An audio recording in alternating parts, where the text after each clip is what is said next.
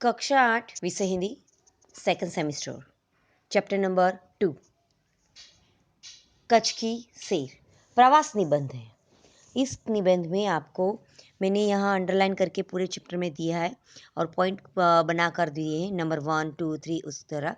आपको जिस सेंटेंस के अंदर अंडरलाइन किए हुए हैं आपको वही अंडरलाइन सेंटेंस आपको अपनी बुक में पैराग्राफ वाइज लिखने हैं।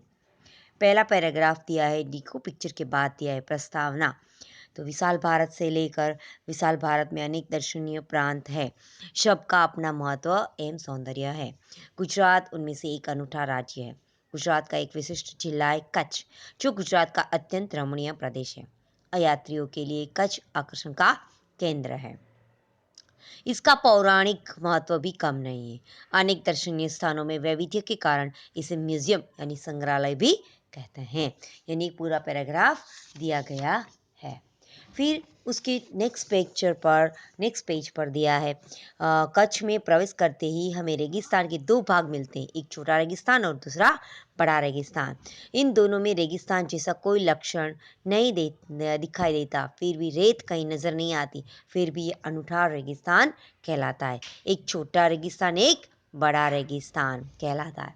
फिर दूसरा पैराग्राफ 2 नंबर करके दिया है सामख्याली से। फिर इस तरह पूरा आपको लिखना है। वही सेकंड पैराग्राफ यहाँ ख़त्म होता है। देखो उसके बाद का पिक्चर के बाद दिया है सामख्याली में पश्चिम की यात्रा भचाऊ नजर आती है, जो बड़ा गांव है।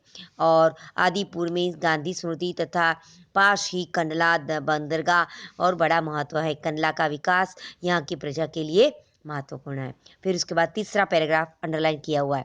कंडला से दक्षिण की ओर भद्रेश्वर अति प्राचीन जैन यात्रा धाम है। संगमरमर से बना 2500 वर्ष पुराना यानी 2500 वर्ष पुराना जिनालय भूकंप में खंडित हुआ। उनके पुनर्निर्माण का कार्य जोर शोर से चल रहा है, आज भी चल रहा है। और मुंद्रा शहर में तहसील मुख्यालय है। तहसील यानी जो जिला कार्यालय होता है वो। और समुद्र के किनारे बंदरगाह विकसित है। प्राचीन इमारतें हैं। मांडवी में तटीय किनारा है, समुद्री किनारा और सुंदर बंदरगाह भी है।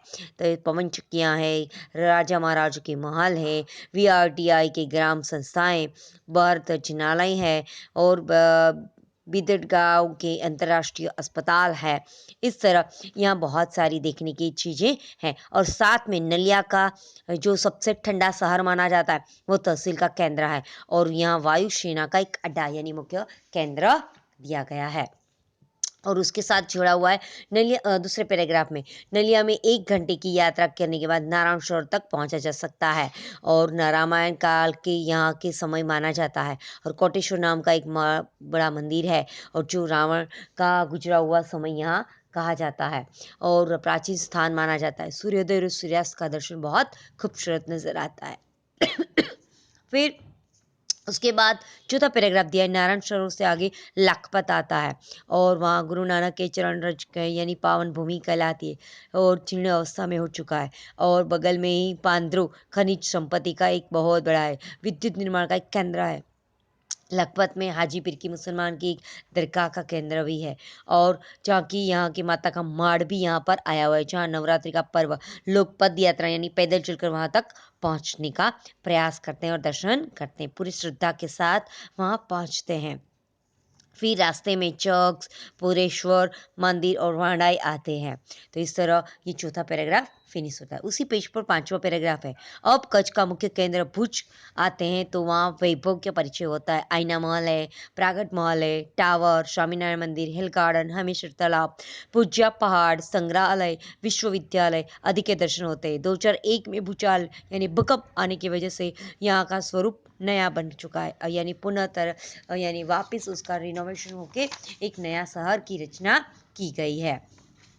फिर उसके बाद नेक्स्ट पेज पर दिया है भुज से उत्तर की दिशा और खावड़ा यानी काला डूंगर आया हुआ है और वहाँ पर देखना बहुत अच्छा। और रणोत्सव हर साल सरकार यानी गवर्नमेंट हमारी रणोत्सव का त्यौहार वहाँ मनाते हैं। और सफ़ेद रेगिस्तान यानी नमक का जो रेगिस्तान है वह सफ़ेद रेगिस्तान कहलाता है।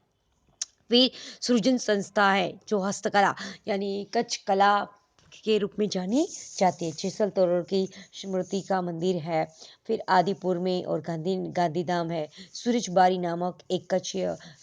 नामक स्थान भी है और इस तरह कच्छ की यात्रा पूरी होती है। तो इस तरह पूरा 5 पैराग्राफ होता है और लास्ट छठा पैराग्राफ में एक ही सेंटेंस आएगा जो लास्ट पैराग्राफ में अंडरलाइन किया हुआ है। कहा जाता है कच्छ ने देखा तो कुछ ने देखा। तो इस तरह पूरा आपको एक ऐसे तैयार करना है।